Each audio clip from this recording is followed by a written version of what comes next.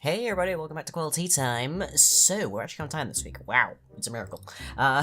So, first bit of news is you might have heard me discussing moving plans not too long ago. Yeah, that doesn't exist anymore. So, we found two perfect places, actually, and we settled on one of them, and we talked to Bridgeford, who are the people who are currently handling our tenancy, in fact, and are also handling that one, and they said, okay, yeah, you can totally run a business, which is like mine. Mine is basically an elevated, a glorified, if you will, hobby, so mine is really no major issue to most landlords. It's just a matter of, yeah, we have to get the paperwork, so we have to ask the permissions, and yeah. And then they somehow couldn't actually get in touch with said landlord. In fact, this is following about a 2-week span where they couldn't barely even get the keys to the place we were checking out. Like, I don't know how you only have one person handling the keys in a lettings agency, but apparently they did. But I digress.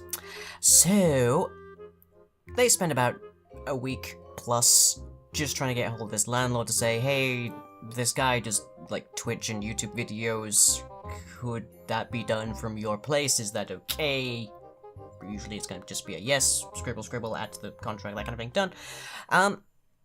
But I went in recently to try and catch up with them, make sure that they're still actually prodding this issue, because it was of something of an urgency. And they tell me that not only have they still not gotten a hold of this landlord, but they've reviewed their contract in front of me for a third time, and it turns out that indeed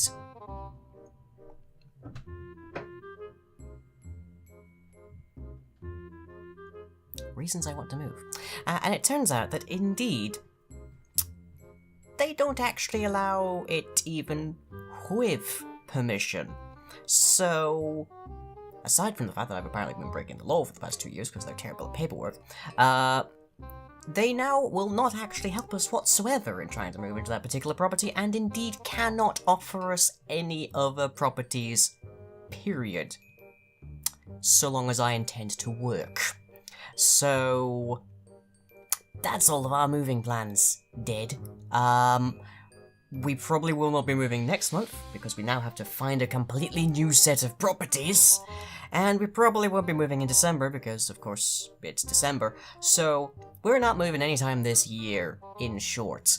So, I don't know quite how a lettings agency can be so incompetent as to have their actual contracts in front of them, and not actually be able to read them, seemingly. But, yeah, that's lovely. But on brighter news, though, we do have MCM London this weekend. That is from the 27th to the 29th. Fuzz and I will be heading down to London on the 26th, so we will be there the entire weekend. Catch us if you can. I don't believe there's a Yog meet on. I've spoken to the guy who is ostensibly in charge of that, and he is not attending this particular MCM either, nor is Sparks, so unfortunately there will be no looming Kieran Daves to follow around to find the Yog meet this time around. But there are some members of the Yogscast around, so I'm sure there'll be something on the periphery, but otherwise you will probably not have much trouble identifying me, so if you catch me, say hi. Me or Fuzz, of course. And now, onto the schedule. So, upcoming streams this week are fairly light, because I'll be heading down to London on the Thursday, so there can't be a Midnight Souls, and I will be there on the Saturday, so there obviously can't be a coaster, which is why that was the season finale last week. But on Tuesday, instead of our usual Yogdorfs Live at 9 PM BST, we have our annual Halloween Scream, where I'll be watching 3 different movies that are all based on the story of Who Goes There by John Campbell Jr. These will be The Thing from Another World from 1951, The Thing by John Carpenter in 1982, and The Thing's prequel from 2011. And as per usual, there will be age warnings and content warnings for these, but The Thing from Another World is actually rated 12, so I expect it'll be fine for most people. And videos you might have missed this week. We have, of course, the behind the scenes of Haunting episodes 1 to 4, where I did talk about this in the last vlog, but the last vlog was on Thursday, so yeah. And we have more Factoria with Strife, where we're contemplating a lot of gun and a lot of bullet. And also tearing out a whole ton of stuff, because, what can I say, we're a very young married couple. New episodes on Sundays, Tuesdays, and Thursdays. And on to the questions. So, as always, these are drawn from the preceding vlog. Check out on the comment section. I can word, yes. New questions for the vlog should be in the comment section down below. Okay, done. Yes, I think I manage meaning there. Right. Griswart asks, what is your favorite sweet? The very first thing I had in my sort of Pavlov box on my desk, which is basically my treat for whenever I finish making a video, was fizzy blue cola bottles, which are extremely nostalgic for me and very, very delicious. I love the scent of them as well. They're utterly gorgeous. But I do have a soft spot for salted caramel, which is also delicious. In fact, we have some salted caramel hot chocolate, which is near to depletion over here. But then we have a lot of hot chocolate, so... I have a very big sweet tooth, so... Dahlia Epstein. Have you ever watched Marble Hornets? I have watched Marble Hornets. If you're not familiar with Marble Hornets, that is the origin of the Slender Man mythos. And... I like it. It's a very interesting thing to have the sort of video aberrations, like the VHS errors and such that crop up whenever Slenderman is actually in frame. The notion that there's this sort of things slightly outside of reality just wandering around is a very curious element.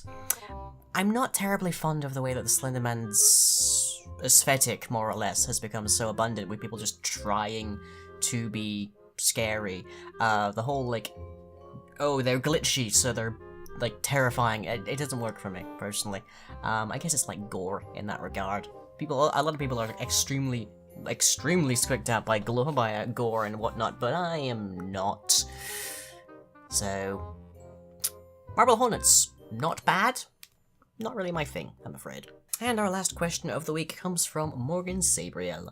How do you come up with roleplay ideas? Oh, well, the vast majority of my stuff is just looking at something that is already heavily done and established and taking it a little bit of a twist. So we had the story of like, oh, this person is in a horror story.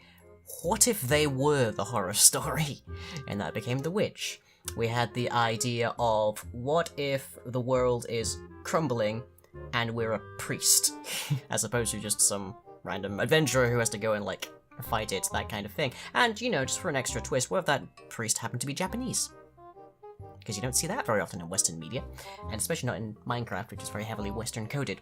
And Knight of Fangs. What if the knight was racist? What if the shining, stalwart knight come to save everyone was in fact actually, like, the bad guy? What if they were the guy? What if they were the one that was actually, like, the bigot in this? And what if they were also cowardly and all sorts of things? Like, there's, as they say, very little that's new under the sun. So you take an idea that has been done 1,000 times before and you twist it. And that can mean adding elements that aren't there before, that can mean shuffling some parts out for other things, and just, it's hard to, like, really define a full creative process, because for a lot of creative types it almost literally comes out of nowhere, or comes out of the deep-seated, like, nest of inspiration and concepts and ideas that is just, like, well at the back of their head. So it's hard for me to really say exactly how I come up with them. It's just, I take existing ideas and I twist them. That's the easy way for me to put it. But that is it for today, so I hope you've all enjoyed. Hopefully I'll see some of you at MCM, and as always, catch you next time.